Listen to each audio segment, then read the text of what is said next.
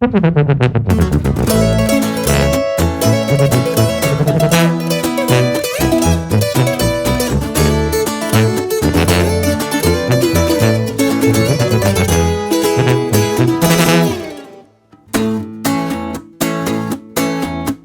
a tus amigas que son bienvenidas a esta relación.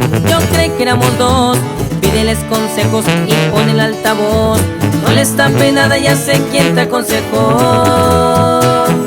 Dile a tus amigas que ahora te consigan una relación, porque esta se acabó. Y que sea un vato igualito que yo. No creo que lo encuentres ahorita y puro cabrón. Y que te conozca todita muy bien, que sepa tu vida al derecho y al revés, y que sin excusas te trate de entender, que aguante tus genios en tus días del mes. La neta no creo que lo halles, pero que te vaya bien. Y vaya a decirle a sus amigas, a ver si es cierto. ¡Ay, ay!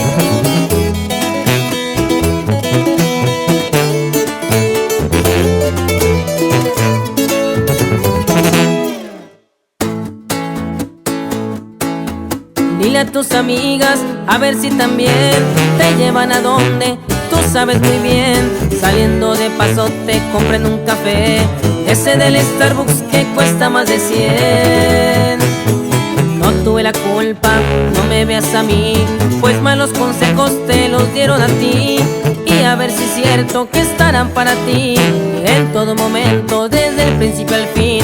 Al rato que te dejen tus amigas, tú te vas a arrepentir.